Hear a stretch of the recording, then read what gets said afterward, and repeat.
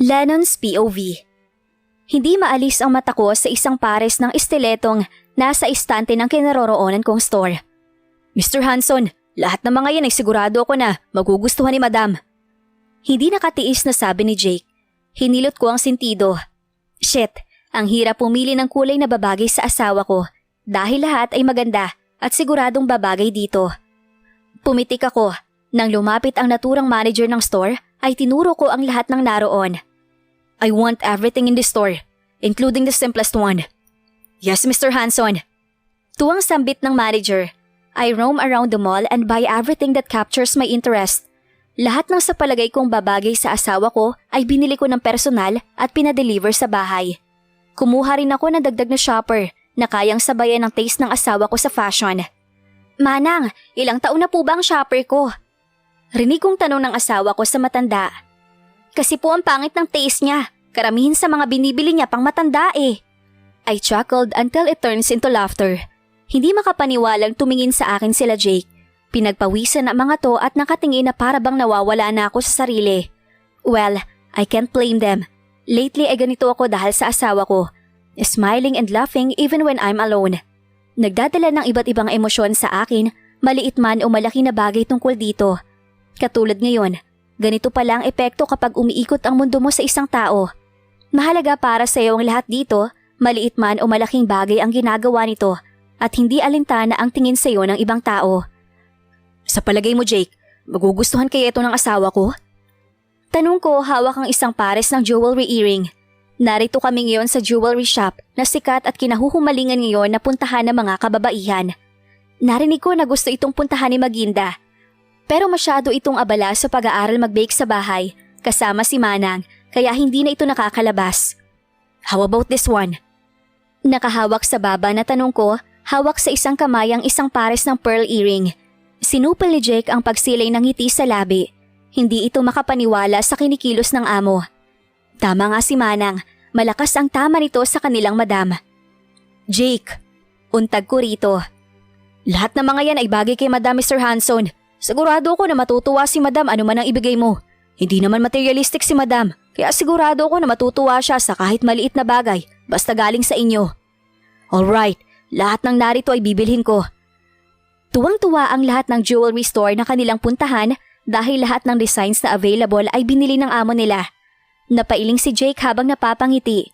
Hindi nito inaasahan na ang amo noon na palaging galit sa kanilang madam ay ini-spoil dito ngayon. Pagkarating sa bahay ay dumiretso ako sa kitchen kung nasaan ang asawa ko. Nakita ko itong abala sa pagtikim sa mga mini cupcakes na ginawa nito. Sumandal ako sa pinto at may ngiti sa labing tinitigan nito. She looks so cute while having a hairnet on her head. Nagmukha itong teenager sa suot na pink apron. Pinigilan ko ang matawa nang makita ko kung gaano kadungis ang mukha nito. May harina ito sa noo, ilong at pisngi. Madalas ako nitong pagsabihan na makahalat nung nasa baking class pa ako. But look at her now. Hanayop ko! Binitiwan nito ang lahat at nilapitan ako. Yumakap ito sa bewang ko at sumubsob sa dibdib ko. Bakit hindi ka na naman tumawag at nag-text na uuwi ka? Eh di sana naligo at nagbihis ako. Amoy pawis tuloy ako. Bulong nito sa huling sinabi. Hinapit ko ang bewang nito at binaba ang ulo para amuyin ang pagitan ng leeg at balikat nito. Amoy pawis? Masarap na palang amoy pawis na ngayon. Tudyo ko sabay dila sa balat nito. Lennon! Hindi ako nakontento. I licked her again but this time, may kasama ng marahan na kagat ang ginawa ko. Amoy at lasa pala ng asawa ko, nagwawala na ang nasa pagitan ng hita ko. Lennon, ano ka ba? Nasa kitchen tayo. Baka may pumasok at makakita sa atin dito. Shh! Don't worry, Queen. Walang papasok dito. Dahil nagbili na ako bago ako pumunta dito. Solo natin ang buong kusina ngayon. Sinakop kong muli ang labi nito at hindi binigyan ng pagkakataon na tumanggi. Gutom na gutom kong hinalikan ng asawa ko. Sobra na yata akong nababaliw sa asawa ko dahil kahit sa boses pa lang nito ay nagwawala na ang sistema ko. Kariel's POV. Napakagat ako ng labi nang pumwesto sa aking likuran si Lennon. Kinakabahan ako dahil baka may pumasok pero natameme ako. Ilang saglit pa ay narating namin ang rurok. Hinarap ako nito at hinalikan sa labi. Rinig ang palitan namin ng laway at tunugan ng halik. Hingal na hingal kami nang maghiwalay. Queen. Kinagat nito ang ibabang labi ko at namumungay ang matang tinitigan ako. Normal bang magutom kapag naiisip ka? Ha? Napasinghap ako nang itaob niya ang kalahati ng katawan ko sa mesang naroon. Lennon! Kagat ang labi na tawag ko sa pangalan niya nang itaas niya ang bestida ko at hampasin ng mahina ang isang pisngi ng puwet ko. Akala ni Lennon siya lang ang nababaliw sa aming dalawa. Ang hindi nito alam, sobra din akong nababaliw sa kanya. Nawalang gabi na hindi ko iniisip ang pagtatalik naming dalawa. Muli sa pangalawang round, sabay naming tinawag ng asawa ko ang pangalan ng isa't isa nang marating namin ang rurok ng kaligayahan. Hingal na hingal kaming dalawa sa sarap. Dumapa si Lennon at hinalikan ng impis ng aking puson. I can't wait to get you pregnant, Queen. Gusto kong makita ang magiging prinsip at prinsesa natin. Ako din, Lennon. Ako din. Pagkatapos niya akong bihisan, siya naman ang nagbihis. Binuhat ako nito at kinulong sa bisig nito.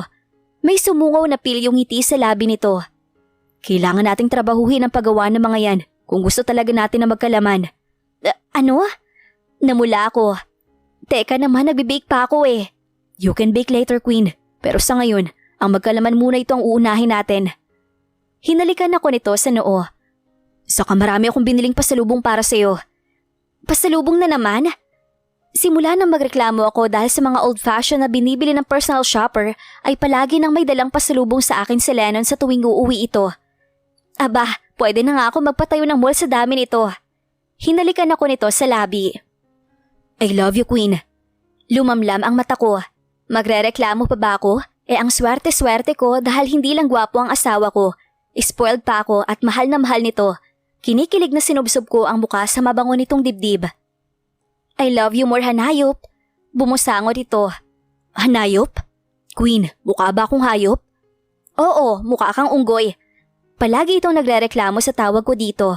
Totoo naman, napakalayo nito kay Hanayop. Napahagikik ako. Ayaw mo nun? Hanayop kita? Saka malaki ka kasi. Malakas at gurang. Kumunot ang noo nito. Gurang? Tumango ako. Oo, parang lolo, tatay, kuya, manong, in short, matanda. Dumilim ang mukha nito. Hindi nagustuhan ang sinabi ko. 2 taon lang ang tanda mo sa akin, Queen. Natigilan ako. Oo nga pala, 22 na si Maginda at ako naman ay 20 pa lang. Pero matanda ka pa rin. Lalong dumilim ang mukha nito. Pero saglit lang yon. Napalunok ako at nginisihan ako nito. Matanda pala ha? Hinagis ako nito sa kama pagdating namin sa kwarto niya. Ipapakita ko sa iyo kung ilang rounds ang kaya ng guram na sinasabi mo. Namutla ako. 5 pa nga lang nakakapagod na. More than 5 pa kaya? Biro lang, Hanayo pa. Napatali ako nang daganan ako nito. Patay, mukhang wala ng atrasan to. Nilibot ko ang tingin sa paligid. Hinahanap ng mga mata ko si Jake.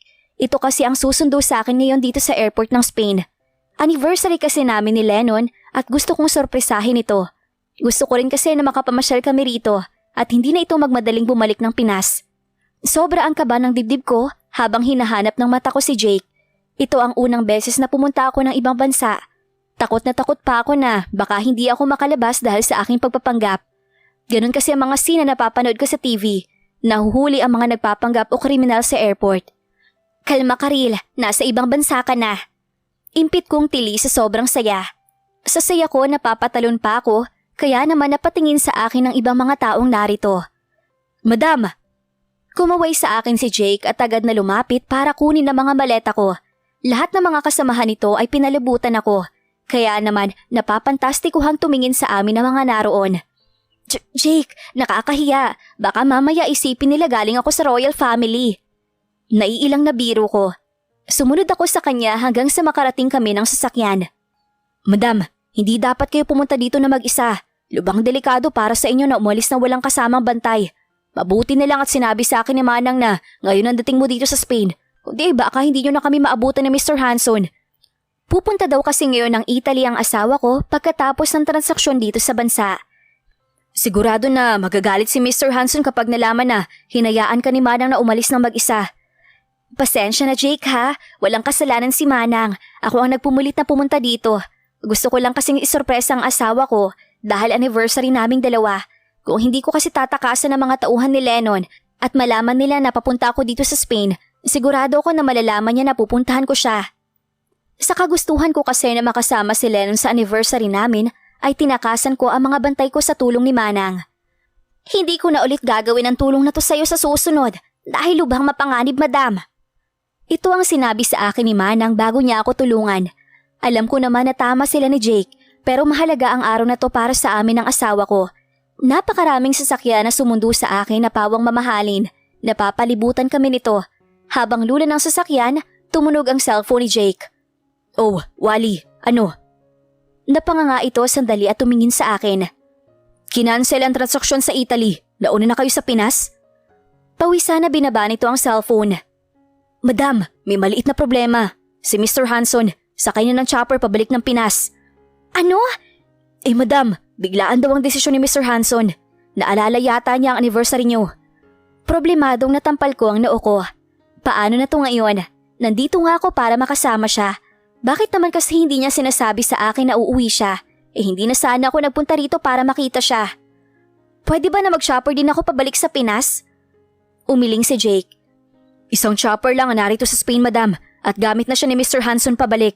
Kailangan niyo po maghintay na madaling araw bago ka masundo rito. Para akong nanghina sa narinig ko. Ang makasama ang asawa ko ang main priority ko kaya narito ako. Tapos hindi ko pala siya makakasama. Nanubig ang mata ko. Pigil ko ang maiyak. Hindi ko magawang puriin ang penthouse ng asawa ko rito sa Spain sa bigat ng dibdib ko. Napakalungkot ng araw ko ngayon. Nakapicture na sa isip ko ang magaganap na araw na to na kasama si Lennon.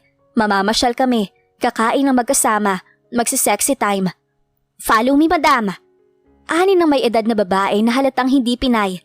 Tumingala ako sa buong gusali ng pag-aari ng asawa ko bago walang kabuhay-buhay na sumunod ako rito.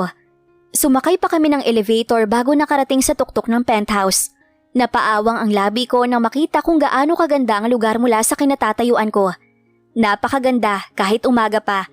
Paano pa kaya kapag gabi na? Sigurado na magkikislapan ang mga ilaw sa paligid at nagmimistulang mga sumasayaw ito sa dilim. Pagkatapos sa akin ituro na matandang babae ang malaking silid na naroon, ay iniwan na ako nito. Dahil nababagot ako, ay tumayo ako at naglibot sa paligid. Napanganga ako na makita ang napakalaking kusina. Kumpleto sa kagamitan rito, kaya naengganyo ako ng mga alam. Para kasing sinadya ito para sa akin. Lahat ng narito ay kulay pambabae. Gusto ko tuloy isipin na pinagawa ito para sa akin. Habang nagbe-bake ako ng cookies, hindi ko maiwasan na malungkot. Masayang araw dapat to kasama ang asawa ko, pero mag-isa ako. Kung nandito ka lang sana, Hanayop, hindi sana ako malungkot ngayon. Kausap ko sa cookies na hugis unggoy. Hindi ko maiwasan na matawa nang maalala kung paano mainis si Lennon kapag tinatawag ko itong Hanayop at Gurang. Nagagalit pa, ito totoo naman. Madilim na nang matapos ako mag-bake. Sakto katatapos ko lang maligo at magbihis nang umakyat ang may edad na babae. Kasama na nito si Jake. Madam, bukas pa daw darating ang chopper ng tanghali kaya hindi niya kailangan bumangon ng maaga. Sa kami bisita naghihintay sa inyo sa labas kaya magbihis kayo. Ha? Sino? Si Tita Daniela ba? Balita ko kasi narito sa Spain ang tiyahin ni Lennon ngayon. Malalaman mo rin, madam. May ngiting sinusupil sa labing tugon nito. Nagsuot lang ako ng formal white dress at flat sandals. Habang binabagtas namin ang daan patungo sa restaurant kung saan naghihintay si Tita Daniela, kahit paano ay gumaan ang dibdib ko. May makakausap na ako hanggang sa dumating ang chopper at sunduin ako. Tumingala ako sa tapat ng isang mataas na gusali na aming pinaghintuan. Hanson Hotel? Ibig bang sabihin na isa ito sa pag-aaring hotel ng asawa ko? Napanguso ako. Naalala ko na naman na anniversary namin ni Lennon. This way, madam. Nagpatiunang maglakad ang isang lalaki para igiya ako papasok. Nagtaka ako dahil bukod sa amin ay walang katao-tao sa paligid. Nakapagtataka. Sa lugar na kagaya nito dapat ay marami ditong tao. Sa pinakataas ako dinala ng lalaki. Katulad sa penthouse, maganda ang tanawin dito. Ay mali, mas maganda pa. Tumingin ako sa mga lalaking musikero na pumasok. Kumunot ang noo ko nang makitang isa si Jake sa mga to. Teka, kakanta to? Nasagot ang tanong ko nang magsimula silang tumugtog. Ang iba nagigitara, ang iba nagda-drums, at kung ano-ano pang instruments ang gamit nila. Sandali, ano bang meron? Ginagawa ba nila to para mawala ang pagkabagot ko? Sa kalagitnaan ng pagtugtog nila ng instruments, ay lumabas sa gitna ang lalaking hindi mawala sa isip ko simula nang pumunta ako dito sa Spain, ang asawa ko. Napaawang ang labi ko sa gulat nang makita ko si Lennon. Sumasabay sa indak ng bawat katagang binibitawan nito ang katawan na animoy napakaganda ng boses. Napakagwapo nito sa suot na white tuxedo at black slacks na binagayan ng itim na black shoes. Bad boy ang dating at napakalakas ng karismang taglay. Kahit pangit ang boses nito, ay bawing-bawi naman sa angkin nitong kagwapuhan. Hindi ko maalis ang boses ko rito. Napako ang mata ko at ayaw ko nang alisin ang titig sa gwapo nitong muka. 2 araw pa lang naman kaming hindi nakikita, pero pakiramdam ko ay sobrang namiss ko siya. Dahan-dahan itong dumilat at lumapit sa akin. Nilahad ang palad habang nakatitig ng puno ng pagmamahal ang kulay asul na matang kumikislap sa akin. Para akong nasa fairy tale ng sandaling to. Ayoko nang magising kung panaginip man ito. Sa ilalim ng liwanag ng sinag ng buwan at dim na ilaw na nakapalibot sa aming paligid, sinayaw ako nito habang mahina itong kumakanta na nakatitig sa akin. Sinasabayan ang pagtugtog nila Jake ng instrumental. Umiiyak ka? Pinahid nito ang luha ko gamit ang hinlalaki. Hindi ako kumanta para paiyakin ka. Kinantahan kita para sorpresahin ka. Suminghot ako. Sa naiiyak ako eh. Why? Ngayon ka lang nakakita ng gwapong unggoy na kumakanta? Natawa ako sa sinabi nito at inilingan siya. Maya-maya ay muling nanubig ang aking mata at tuluyang naiyak. Hindi ko kasi akalain na mag-e-effort kang kumanta para sa akin. Akala ko nakalimutan mo ang anniversary nating dalawa. Akala ko talaga hindi tayo magkakasama ngayon. Mahina ko siyang hinampas sa dibdib. Akala ko ikaw masosorpresa ko, pero ako pala tong masosorpresa sa'yo. Malamlam ang asul na matang tinitigan ako ni Lennon. Wala pa itong sinasabi. Ngunit puno na ng hindi mapangalan ng emosyon ng mga mata nito at pagmamahal ang nangingibabaw roon. Sinapo nito ang pisngi ko at puno ng lambing na nagsalita. Happy first year anniversary sa nag-iisang reyna ng buhay ko. Mahal na mahal kita, Maginda Aguas. Mahal na mahal din kita, Hanayop. Pumikit ako nang halikan ako nito sa labi. Ang bilis lumipas ng taon. Parang kailan lang nang ikasal kami at nagsama. Ngayon ay nagmamahalin na kami at pinapahalaga ng isa't isa. Happy? Tanong nito sa pagitan ng pagsayaw namin. 2 oras na kaming walang kapaguran sa pagsayaw, habang ito naman ay feel na kantahan ako. Yes. Bilib ka na ba sa boses ko? Mayabang na tanong nito. Noon akala ko hindi patas si Lord, pero nang marinig ko ang boses ng asawa kong kumanta, nalaman kong patas ito. Binigay nito lahat ng magandang panlabas na katangian sa asawa ko, maliban sa ugali at boses nito. Tumikhim ako bago sumagot dahil mukhang naghihintay pa ito ng sagot ko. Nakakabilib nga, Lennon. Panggising ng patay. Sumimangot ito. So, are you telling me that my man was lying? Silang nagsabi sa akin na kumanta ako dahil tiyak silang magugustuhan mo. Tumingin ako kina Jake, pinagpapawisan sila at umiiling. Natampal ko ang noo ko. Kaya naman pala naglakas loob kumanta ang asawa ko dahil sa mga to. Yumakap ako sa asawa ko. Maganda ang boses mo. Bagay na bagay sa patay na patay kong puso para sa'yo. Nilagay ko ang pregnancy test na dala ko sa palad nito. Happy wedding anniversary, Hanayop. Sana magustuhan mo regalo ko para sa'yo. Nagbukas sara ang labi nito na makita ang pregnancy test na inilagay ko sa kamay nito. Oh God! Emosyonal na tumango ako nang tumingin ito sa akin nang may pagkumpirma sa mata. Oo, Hanayop. Buntis ako. Magiging daddy ka na. Hindi lang ako ang nagulat nang magsisigaw ito at sumuntok sa ere. Maging ang mga tauhan nito ay nagulat din. Magiging ama na ako! Magiging ama na ako! Nakangiting pinanood ko ang asawa ko na binabalita isa-isa sa kanya mga tauhan ang pagdadalang tao ko. Malinaw na napakasaya nito. Ganito din ako kasaya nang malaman kong nagdadalang tao ako. Lumapit si Lennon at hinawakan ang tiyan ko. Baby, nakikita mo ba si Daddy? Napakasaya niya. Napakasaya namin kasi dumating ka. Kanina pa ako ihi ng ihi. Ewan ko ba? Simula nang mabuntis ako ay maya-maya ako naiihi. Ang sabi ni Manang at ng doktor ay normal lang daw yan sa buntis. 3 buwan na ang tiyan ko. Kumpleto ako sa check-ups at mga vitamins. May family doctor naman na pumupunta dito sa bahay kaya hindi ko na kailangan lumabas. Hindi na rin umaalis si Leno ng bahay. Simula nang malaman niyang nagdadalang tao ako. Gusto kasi nito na nasa tabi niya ako habang pinagbubuntis ko ang anak naming dalawa. Lumunok ako ng laway habang hinihintay si Manang. Umalis kasi ito para bilhan ako ng mangga at bagoong. Nang dumating ito, ay agad kong kinuha ang mga supot na dala nito. Nadismaya ako na makitang Indian mango ang nasa supot. Manang, bakit po Indian mango to? Ha? Bakit? Ano bang gusto mo? Carabao mango po, yung hilaw po. Natampal nito ang noo. Ay oo nga pala. Tumatanda na talaga ako at nagiging ulianin na. Hayaan mo't babalik na lang ako sa store. Huwag na humanang. Sabi ko naman po sa inyo, si Jake na lang ang bibili. Nilapitan ko to at minasahe ng bahagya ang balikat. Baka sumakit na naman po ang katawan mo. Hindi ko to inutusan na bilhan ako ng mga mangga, pero mapilit ito. Ang gusto nito ay siya mismo ang bumibili ng mga cravings ko. Napahawak ito bigla sa balakang. Napangiwi ito bigla. Yan na nga bang sinasabi ko eh. Sumakit na naman po tuloy ang katawan mo. Tumatanda na talaga ako. Aray! Ani nito sabay upo sa sofa. Tinawag ko si Inday at nagpatulong na alalayan si Manang papunta sa kwarto nito para makapagpahinga. Bago ako pumunta sa study room ay nilagyan muna namin ito ng kating ko sa katawan. Nang makarating sa study room ay nakangusong umupo ako sa harapan ng mesang kinaroroonan ni Lennon. Busy ito ngayon sa pagtapos ng trabaho dito sa bahay. What's wrong, Queen? Tinapik nito ang kandungan kaya tumayo ako at umupo dito. Umiling ako at pilit nang ngumiti. Ayoko kasing maabala ito sa ginagawa. Narinig ko kasi kanina kay Jake na maraming kailangan tapusin trabaho dito sa bahay. Tell me, bakit mo ka nakasimangot ka? Ha, hindi ako nakasimangot no. Sumandal ako sa dibdib nito at inamoy ito. Huwag mo akong pansinin, hanayop ko. Sige na, work ka na. Ani ko, maliit lang naman kasi ako na babae, kaya kahit nasa kandungan ako ay hindi makakaapekto sa ginagawa nito. Nilapag nito ang hawak na papeles at niyakap ako sa bewang. Maya-maya hindi ito nakontento sa pagyakap sa akin. Inangat nito ang baba ko at tiningnan ako ng mataman na parang binabasa ang ekspresyon ko. May gusto ka bang kainin? Kumislap ang mata ko pero sandali lang. Naalala ko ang mga kailangan tapusin ito.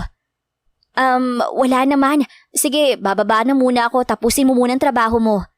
Uutusan ko na lang si Jake sa abalahin ng asawa ko. Pero hindi pa ako nakakalayo nang hawakan nito ang kamay ko. You've been avoiding me this past few days, Queen. Why? Ayaw mo na naman ba ng amoy ko? Nitong nakaraang linggo kasi ay nasusuka ako sa amoy nito. Umiling ako at nakalabing sumagot. Hindi naman, ayoko lang kasi na maabala ka. Alam ko kasi na busy ka lately eh. Is that so? Bahagya nitong pinisilang pisngi ko. Tsk, kailan ka naging abala sa akin? Kayo ng anak ko. Tumayo ito at malambing na yumakap sa akin. Hindi ka kailaman magiging abala sa akin, Maginda. Come on, ano bang gusto mo? Habang naglalakad kami na magkahawak ng kamay, ay hindi mabura ang ngiti sa labi ko. Wala talaga itong palya sa pagpapasaya sa puso ko. Ang swerte ko kay Lennon dahil mahal na mahal ako nito. Kami na magiging anak naming dalawa. Malayo ito sa Lennon na unang nakilala ko. Malayo ito sa kanyang ama. Sigurado ako na magiging ama siya sa anak naming dalawa. Lalo akong napanguso nang wala kaming nakitang Carabao mango saan mang store kami magtungo. Nangangasim na ang lalamunan ko. Naglalaway na talaga ako. Napanguso pa ako lalo na makitang tawanan ako ng asawa ko. Bakit hindi na lang tayo pumunta ng Davao? I heard na doon daw masarap na mangga. Sumenyas ito kay Jake na nakabantay sa hindi kalayuan sa amin pero hinawakan ko ang braso nito. Hindi na makapaghihintay ang cravings ko. Sa palengke na lang tayo. Minsan kasi mabibili sa palengke ang wala sa mga store. Napanguso ako nung umiling ito. Sige na hanayop, hindi naman tayo pupunta sa wet market. Baka iniisip nito na marumi at mabaho sa palengke. It's too dangerous, Queen. Ako na lang ang pupunta para sa'yo. Dangerous? Sanay naman ako sa palengke. Bumuntong hininga ako. Oo nga pala, hindi iyon alam ni Lennon. Pinisil nito ang kamay ko. Ayoko na nasa isang lugar ka na hindi pamilyar. Ihahatid muna kita sa bahay bago ako bumili ng gusto mo. Umiling ako. Ayoko, sasama ako sa'yo. Maginda? Suway nito. Kumapit ako sa matipunong braso nito at malambing na yumakap. Wala naman itong nagawa kundi bumuntong hininga at mapailing na lang sa katigasan ng ulo ko. Tuwang-tuwa ako na makitang napakaraming Carabao mango sa palengke. Tama nga ako na marami dito. 1 kilo lang ang gusto kong bilhin pero pinakyaw lahat ni Lennon ang lahat ng Carabao mango na makita nito. Satisfied? Tanong nito pagkatapos akong balatan ng Carabao mango at lutuan ng bagoong. Nanood pa ito ng video kung paano magluto ng bagoong para sa akin. Alam kong nasusuka ito sa amoy ng bagoong, pero nagtiis ito sa amoy nito kanina. Nakangiting tumango ako pagkatapos humalik sa labi nito. Thanks sa effort, Hanayop. I love you. Tikman mo to, ang sarap. Kumuha ako ng isang hiwa ng mangga at sinubo rito. I love you more, Queen. Nasira ang mukha nito sa asim na mangga na kinakain ko. Damn, hindi ba masisira ang mukha ng anak natin sa asim niyan? Napahagikik ako. Huwag kang mag-alala, kamukha mo siya paglabas, kaya sigurado ako na gwapo siya. Ano kaya ang mangyayari ngayong buntis na si Karil at masaya na ang buhay niya sa piling ni Lennon? Sino kaya ang taong makikita ni Karil na magbibigay sa kanya ng takot at pangamba? Yan ang ating aalamin sa susunod nating kabanata.